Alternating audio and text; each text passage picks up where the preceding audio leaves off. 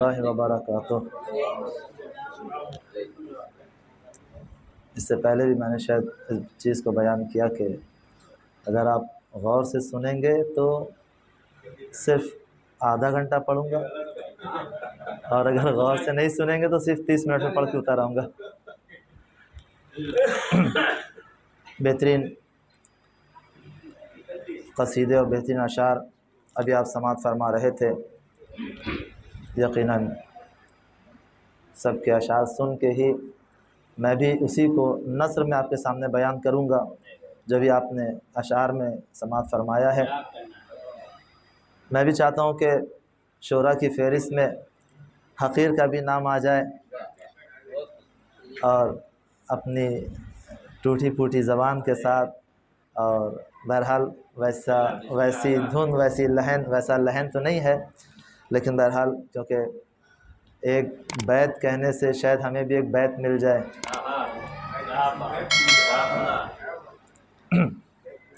آج کے حوالے سے کہ مؤرخ کو بڑے افسوس سے یہ کہنا پڑتا ہے۔ آپ سوچ رہے ہیں افسوس کیسا ہے؟ مؤرخ کو بڑے افسوس سے یہ کہنا پڑتا ہے، جو مکے میں گنڈا تھا مدینے میں شریفہ ہے۔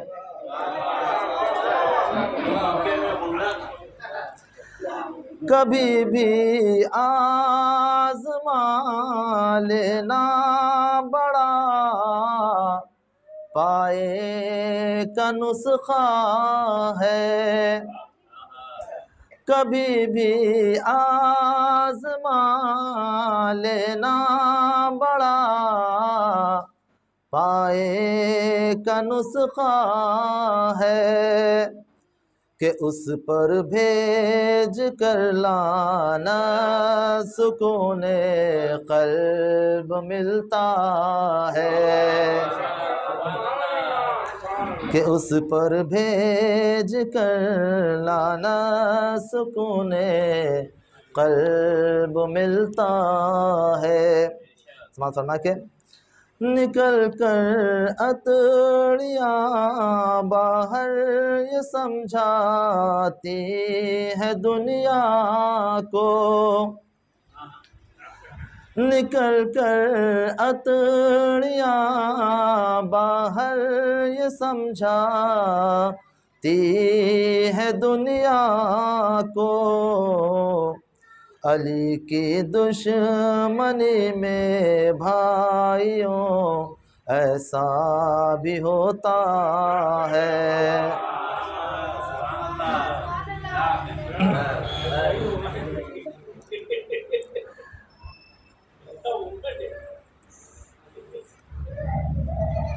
خدا کو رنج ہوتا ہے اگر لعنت سے ہونے دو، خدا نہیں، کسی کو رنج ہوتا ہے تو لعنت سے ہونے دو، کسی کو رنج ہوتا ہے اگر لعنت سے ہونے دو، گروہ پہ ہم سے زیادہ لعنتی اللہ کرتا ہے،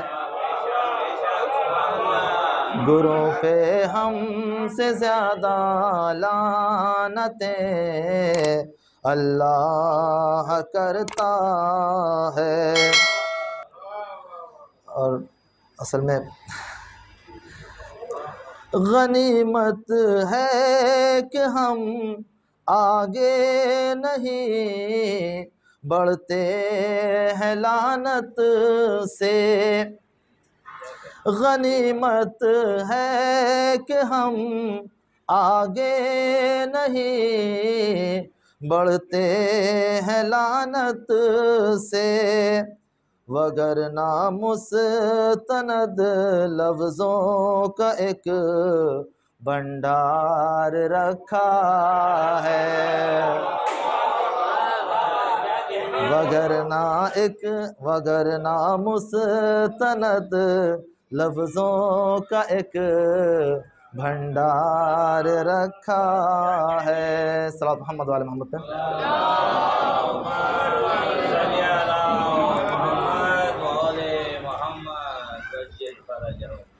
میں آپ تمامی حضرات کو اور تمام مومنین جہان، تمام مسلمانان جہان، بالخصوص وقت کے امام کی خدمت میں تبریک و تہنیت عرض کرتا ہوں، اور تمام علماء کرام آیت اعظام کی خدمت میں۔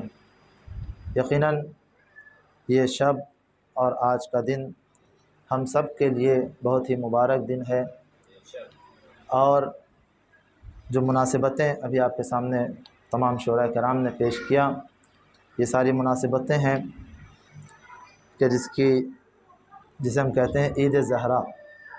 اگر عید زہرا ہے تو ایک بہت عظیم عید ہے، اور عید میں جو بزرگ ہوتے ہیں وہ عیدی دیتے ہیں، عیدی دیتے ہیں۔ تو بہرحال سب سے بزرگ جو ہے وہ پروردگار ہے، اور ہم اللہ سے عیدی طلب کرتے ہیں کہ پروردگار ہمیں امام کے ظہور کی عیدی عطا فرما۔ اعوذ باللہ من الشیطان الرجیم، بسم اللہ الرحمن الرحیم، نحمدہ و نصلی علی رسولہ الکریم وعلی آل بیتہ الطیبین الطاہرین ولعنۃ اللہ علی اعدائہم اجمعین، اما بعد فقد قال رسول اللہ صلی اللہ علیہ وآلہ وسلم، اللہم اجعلنی محبا لاولیائک ومعادیا لاعدائک۔ پیغمبر اسلام کا یہ دعائیہ جملہ، یہ دعائیہ کلمات کہ پروردگار مجھے اپنے دوستوں کا دوست قرار دے اور اپنے دشمنوں کا دشمن قرار دے۔ ہماری زندگی میں جو چیزیں ہیں، جو اصول ہے اور جو فروع ہے اور جو سارے احکام ہیں، وہ اس لیے ہیں کہ ہم منزل کمال تک پہنچ سکیں۔ اللہ نے جو بھی حکم دیا ہے ہماری بھلائی کے لیے دیا ہے، تاکہ ہم اس پر عمل کر کے ایک مقصد خاص تک پہنچ سکیں۔ واجب کا حکم ہے، حرام کا ہے، مستحب کا ہے، مباح کا ہے، مکروہ کا ہے، یہ سب ساری چیزیں، یہ سارے اصول دین اور فروع دین۔ فروع دین میں کیا ہے؟ کا نماز ہے، روزہ ہے، حج ہے، خمس ہے، زکوٰۃ ہے، یہ سارے فروع دین ہیں۔ بہت سی چیزوں کے بارے میں ہمیں نہیں معلوم ہوتا ہے کہ یہ کیوں ہے، یہ کیوں ہے۔ بہت توجہ چاہتا ہوں، انشاءاللہ کوشش یہی کروں گا کہ بہت ہی اختصار سے، کیونکہ میں نے ابھی اپنا جو مسودہ تھا پرچہ تو نکالا نہیں ہے تو وہ اشعار کا الگ ہے، یہ الگ ہے۔ تو جو بھی اللہ نے احکام کو بیان کیا وہ ہماری بھلائی کے لیے ہے۔ بہت سارے احکام کے بارے میں ہمیں یہ نہیں معلوم ہے کہ یہ کیوں ہے، لیکن ہم عمل اس لیے انجام دیتے ہیں کیونکہ حکم پروردگار ہے، اس لیے ہمیں انجام دینا ہے۔ نماز 2 رکعت کیوں ہے، روزہ کیوں رکھا جاتا ہے، اور یہ ساری چیزیں ہمیں نہیں معلوم۔ حج کے لیے کیوں بلایا گیا ہے، طواف 7 مرتبہ کیوں ہے، صبح کی نماز 2 رکعت کیوں ہے۔ ہر جگہ پر انسان کے ذہن میں یہ لفظ کیوں آ سکتا ہے کہ جب ہم حج کے لیے جاتے ہیں تو طواف 7 مرتبہ ہی کیوں کرنا پڑتا ہے، 6 مرتبہ 8 مرتبہ کیوں نہیں کرنا پڑتا۔ جب شیطانوں کو پتھر مارا جاتا ہے تو وہاں صرف 3 ہی شیطان کو پتھر کیوں مارا جاتا ہے، اور کیوں شیطان نہیں ہوتے۔ یہ سب ساری چیزیں ہم اس بات پر منحصر کرتے ہیں کہ اللہ کا حکم ہے، اس لیے ہم عمل کرتے ہیں۔ اللہ کا حکم ہے اس لیے ہم عمل کرتے ہیں۔ اب جب اصول دین کے آخر میں ہم آتے ہیں، نماز و روزے و حج و خمس و زکوٰۃ کے بعد، تو ہمیں 2 چیز نظر آتی ہے، ایک ہے تولا اور ایک ہے تبرع۔ ایک ہے تولا اور ایک ہے تبرہ۔ اس کا مطلب یہ ہے کہ اس میں فروع اصول دین میں سب سے آخر میں اس لیے بیان کیا گیا کہ اس کی اہمیت کہیں زیادہ ہے۔ بہت توجہ چاہتا ہوں، اس کی اہمیت کہیں زیادہ ہے۔ سب سے پہلے بچے کو 10ویں کلاس میں نہیں بیٹھا دیا جاتا، پہلے ابتدائی کلاسوں میں بیٹھایا جاتا ہے۔ جب وہ اس منزل تک آ جاتا ہے، اس کے اندر اتنی صلاحیت آ جاتی ہے، تب اسے 10ویں کلاس میں اور اس کے بعد کلاسوں میں بڑھایا جاتا ہے۔ کیوں؟ کیونکہ اب اس کے اندر پڑھنے کی صلاحیت آ گئی، لکھنے کی صلاحیت آ گئی، سمجھنے کی صلاحیت آ گئی، سوال و جواب کی صلاحیت آ گئی۔ سب سے پہلے مرحلے میں کیا کہا؟ نماز پڑھو، نماز واجب ہے۔ جب نماز پڑھنا شروع کیا تو انسان بندگی کے پہلے مرحلے میں آ گیا۔ اب اللہ نے دیکھا کہ نماز پڑھنے لگا ہے، بندگی کے دائرے میں آ گیا ہے، تو اب ہم جو کہیں گے اس پر یہ عمل کرے گا۔ پھر کہا روزہ رکھو، کہ دیکھے نماز تو پڑھ رہا تھا کہ وہ بھوک و پیاس کو برداشت کر سکتا ہے کہ نہیں کر سکتا۔ بھوک و پیاس کو جب برداشت کر لیا، کہا ہاں یہ روزہ بھی رکھ سکتا ہے۔ جب نماز ہو گئی، روزہ ہو گیا، کہ اب دیکھے یہاں تک کی تو بات ہو گئی، یہ اپنے جیب میں سے کچھ خرچ کر سکتا ہے کہ نہیں کر سکتا۔ کہا جاؤ، اگر مجھ سے محبت ہے تو کم سے کم میرے گھر کی زیارت کر لو، جا کے حج کر لو۔ جب انسان حج کرنے کے لیے چلا گیا، جب حج کر کے آ گیا تو کہا اول نماز، دوسرے روزہ، تیسرے حج، اب کیا ہے؟ کہا چوتھے زکوٰۃ۔ ٹھیک ہے، اب یہ زکوٰۃ تمہارے اوپر واجب ہے۔ اگر تمہارے اندر صلاحیت ایمان زیادہ ہو رہا ہے تو دیکھے تم خمس و زکوٰۃ نکالتے ہو کہ نہیں نکالتے ہو؟ تم خمس و زکوٰۃ نکالتے ہو کہ نہیں نکالتے ہو؟ کہا چوتھے زکوٰۃ، انسان نے زکوٰۃ کو دے دیا۔ پانچویں خمس ہے۔ اب خمس کا مسئلہ آپ مجھ سے بہتر جانتے ہیں۔ پھر خمس کے بعد کیا آیا؟ کہا جہاد۔ جہاں پر انسان اس مرحلے تک پہنچ گیا، نماز بھی پڑھ رہا ہے، روزہ بھی رکھ رہا ہے، خمس و زکوٰۃ بھی نکال رہا ہے، کہ اب دیکھیں اس کے اندر ایمان کی کتنی پختگی آ گئی کہ یہ میرے نام پہ میدان جہاد میں آ سکتا ہے کہ نہیں آ سکتا ہے؟ میرے نام پر میدان جہاد میں آ سکتا ہے کہ نہیں آ سکتا؟ یہ سارے مراحل کو جب طے کر لیتا ہے، پھر کہا کہ دیکھو 9ویں تولا، 10ویں تبرہ۔ تولا کیا ہے؟ تبرہ کیا ہے؟ ہم نے یہ دیکھا ہے کہ بہت سارے افراد ایسے ہیں، خدا کے بندے ایسے ہیں کہ جو سارے عمل کو انجام دیتے ہیں، لیکن جہاں پر تولا و تبرہ کی منزل آتی ہے وہاں پر کجروی اختیار کر لیتے ہیں۔ ابھی آپ نے لفظ شعر میں سماعت فرمایا، میں وہی آپ کے سامنے بیان کروں گا جو آپ کے سامنے بیان کیا جا چکا ہے۔ تولا و تبرہ کیا ہے؟ کہا تولا ہے ان لوگوں سے محبت کرنا جو اللہ کے دوست ہیں، تبرہ ہے ان لوگوں سے نفرت کرنا، ان لوگوں سے اظہار بیزاری کرنا جو اللہ کے دشمن ہیں۔ عزیزان گرامی، محبت تولا ہے، نفرت تبرہ ہے۔ تولا یعنی محبت کرنا، تبرہ یعنی دوری اختیار کرنا۔ اس کو یہی کہا گیا کہ پروردگار ہمیں اس کا دوست قرار دے جو تیرا دوست ہے، ہمیں اس کا دشمن قرار دے جو تیرا دشمن ہے۔ تو صحیح پروردگار عالم نے کہا ٹھیک ہے، اگر وہ ہمارا دوست ہے، ہمارا دوست کون ہے؟ قل ان کنتم تحبون اللہ فاتبعونی، اے پیغمبر آپ کہہ دیجئے کہ اگر تم اللہ کو دوست رکھتے ہو تو میری اتباع کرو۔ بہت توجہ، قل ان کنتم تحبون اللہ فاتبعونی، اے پیغمبر آپ کہہ دیجئے کہ اگر تم اللہ کو دوست رکھتے ہو۔ یہ سارے مراحل تھے اللہ کی دوستی کے۔ اے پیغمبر آپ کہہ دیجئے کہ اگر تم اللہ کو دوست رکھتے ہو تو کیا کرو؟ مجھ سے میری اتباع کرو۔ یعنی پیغمبر کی اتباع محور دوستی پروردگار ہے۔ پھر اس کے بعد یہ کہا کہ دیکھو دوستی صرف یہ نہیں ہے کہ تم صرف زبانی دعویٰ کر لو کہ ہم رسول کے شیدائی ہیں، ہم رسول کو چاہنے والے ہیں، ہم رسول کو ماننے والے ہیں۔ اگر پیغمبر کی اتباع ہو رہی ہے تو یہ دعوی حقیقی ہے، لیکن اگر صرف زبانوں سے کہا جائے، جھوم جھوم کے کہا جائے، داڑھی و بال کو بڑھا کے کہا جائے اور اپنے ابا و قبا کو جھلا کے کہا جائے تو یہ صرف زبانی دعویٰ ہوگا، حقیقت نہیں ہوگی۔ پھر ایک اور شرط بیان کر دی، ان زعمتم اولیاء اللہ من دون الناس فتمنوا الموت، اگر تم اولیاء اللہ ہو، تم اللہ کے چاہنے والے ہو، تم دوست خدا ہو تو یاد رکھو تم اس وقت اپنے دعوے میں حقیقت کا جامہ پہنا سکتے ہو جب تمہارے اندر موت کی تمنا ہو۔ بہت توجہ چاہتا ہوں، یہ اولیاء اللہ ہونے کے لیے موت کی تمنا کی شرط کیوں رکھا گیا؟ کہ دیکھو اولیاء اللہ وہی ہے، دوست خدا وہی ہے جو رسول کا اتباع کرے گا، جو رسول کا اتباع کرے گا۔ رسول کی اتباع کے لیے اگر انسان چاہتا ہے کہ اس خانے میں داخل ہو، اس بیت میں داخل ہو، اس قلعے میں داخل ہو جہاں پہ رسول کا اتباع کیا جا رہا ہے، تو ضروری ہے کہ اس دروازے سے داخل ہو جسے رسول نے دروازہ قرار دیا ہے،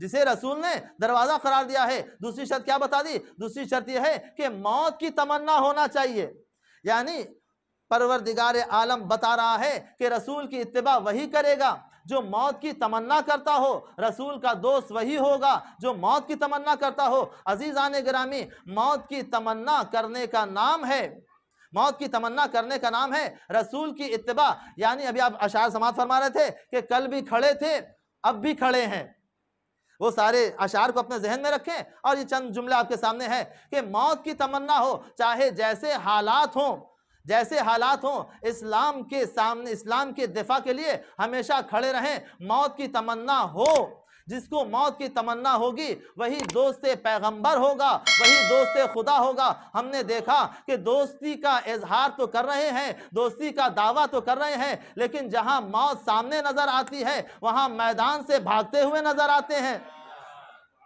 وہاں میدان سے بھاگتے ہوئے نظر آتے ہیں۔ تو عزیزان گرامی، تولا کیا ہے، تبرہ کیا ہے؟ کا تولا تبرہ یہی ہے کہ جو دوست خدا ہے اس سے محبت کی جائے، جو دشمن خدا ہے اس سے بیزاری کیا جائے۔ تولا تبرہ کا فائدہ کیا ہے کہ جابر بن عبداللہ انصاری فرماتے ہیں کہ میں ایک مرتبہ مولا کائنات کے ساتھ جا رہا تھا، مولا کائنات کے ساتھ جا رہا تھا تو میں نے دیکھا مولا کائنات ایک مرتبہ آسمان کی طرف نگاہ کرتے ہیں اور اس کے بعد مسکراتے ہیں۔ کہا مولا آپ نے کیوں مسکرایا؟ کہا ایک پرندہ ہے جو ابھی تولا کر رہا تھا پھر تبرہ کر رہا ہے۔ کہا کون سا پرندہ ہے؟ آپ کیسے سمجھے؟ آپ کو کیسے معلوم؟ تو کہا رکو، تم دیکھنا چاہتے ہو؟ کہا ہاں میں دیکھنا چاہتا ہوں۔ آواز دی، وہ پرندہ آ گیا۔ اب مولا کائنات نے کہا کہ تم اس زمین بے آب و گیا میں، اس خشکزار زمین میں جہاں پانی ہے اور نہ کچھ دانہ ہے، اور تم پرواز کر رہے ہو۔ ابھی ہم نے تولا و تبرہ کرتے سنا تم کو، اس کی وجہ کیا ہے؟ پہلا سوال یہ ہے کہ تم اس زمین بے آب و گیا میں اپنی غذا کہاں سے فراہم کرتے ہو، اور جب پیاس لگتی ہے تو پانی کہاں سے پیتے ہو؟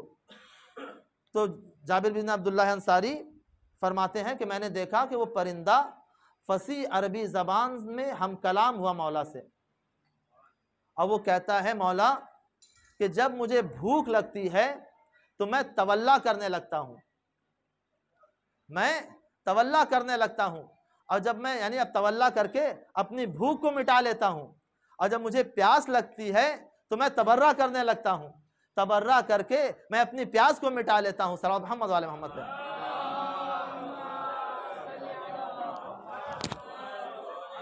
تو جو دوست خدا ہے اسے ہم اپنا دوست مانیں، ہم اسے اپنائیں۔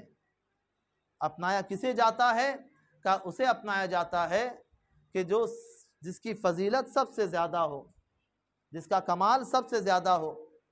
بہت سارے فضیلتوں کے انبار پیش کیے گئے، اور ایک یہ کہا جاتا ہے کہ جو جتنا شیدائی ہے رسول کا اتنا زیادہ بافضیلت ہے، یقیناً بافضیلت ہے۔ ایک چیز کہ ایک کچھ صحابیوں کی بہت زیادہ فضیلتیں بیان کی جاتی ہیں، یقیناً اصحاب بافضیلت ہیں، اور جتنی محبت کا اظہار ہوگا یعنی اتنی زیادہ فضیلت والا ہے وہ۔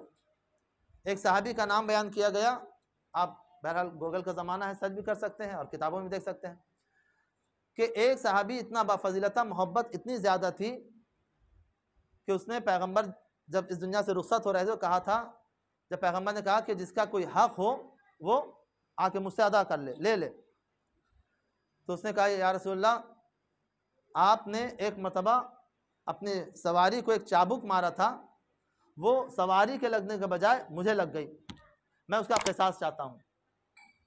رسول نے کہا ٹھیک ہے۔ اب سارے لوگ ناراض کہ تم رسول کو، مفصل واقعہ ہے مختصر طور پہ، کہ جب رسول نے اپنی پشت سے اپنے پیرہن کو ہٹایا، وہ صحابی آگے بڑھا اور آگے بڑھنے کے بعد پورا مجمع دیکھ رہا تھا، وہ صحابی نے مہر نبوت کا بوسہ لے لیا، مہر نبوت کا بوسہ لے لیا، کہا میں چاہتا تھا کہ مہر نبوت کا بوسہ لوں، یہ میں نے ایسے ہی کہا تھا۔ بہرحال صحابی نے کہہ دیا، مہر نبوت کا بوسہ لے لیا، صحابی بفضیلت کہلا گیا۔ لیکن عزیزان گرامی، یہاں پر جو صحابی نے کہا ہے، کیا کہا کہ آپ نے میری پشت پر ایک چابک مارا، جسے کہتے ہیں سواری کو۔ یہاں پر جو صحابی نے کہا وہ کیا کہا کہ آپ نے چاہا کہ اپنی سواری کو ماریں، غلطی سے میری پشت پر لگ گیا۔ آپ نے چاہا کہ سواری کو ماریں، سواری کو مارنا چاہ رہے تھے، غلطی سے میری پشت پر لگ گیا۔ 3 الزامات صحابی نے ایک ساتھ لگا دی پیغمبر پر۔ ایک تو یہ کہ آپ نے چاہا سواری کو ماریں، دوسرا یہ کہ غلطی سے میری پشت پہ لگ گیا، اور تیسرا یہ کہ میری پشت پر لگ گیا، یعنی ایک جانور کو مارنا یہ غلطی ہے، دوسرا اس پہ ضرب لگانا وہ غلطی ہے، تیسرا یہ کہ میری پشت پر لگ گیا۔ یہ 3 الزام صحابی نے لگا دیے پیغمبر پر، لیکن بہرحال اس نے اپنے عمل سے اپنے آپ کو بفضیلت بنا دیا۔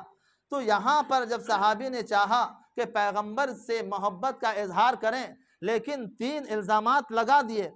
پہلا الزام کیا تھا کہ آپ نے چاہا جانور کو ماریں، دوسرا اس پر وار کیا یہ غلطی، پہلا چاہنا یہ غلطی کہ جانور کو ماریں، دوسرا یہ کہ اس پہ وار کیا یہ غلط، تیسرا یہ کہ میری پشت پہ لگ گیا یہ غلط۔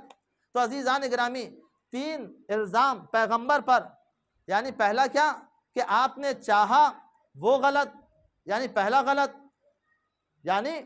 غلط، دوسرا یہ کہ آپ نے اس پہ وار کیا دوسرا غلط، تیسرا یہ کہ مجھے لگ گیا تیسرا غلط، یعنی پہلا بھی غلط، دوسرا بھی غلط، تیسرا بھی غلط۔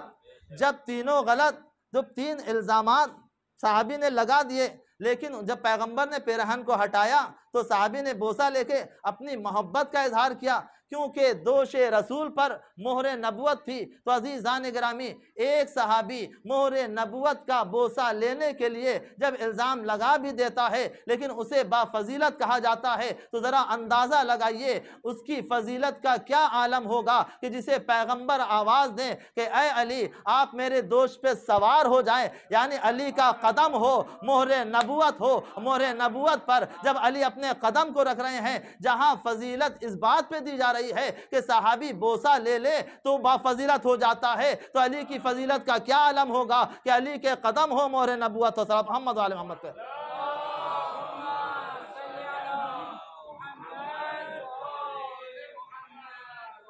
تو پروردگار عالم سے ہم یہ دعا کرتے ہیں کہ پروردگارہ ہمارے اندر بھی عشق اہل بیت میں اضافہ فرما،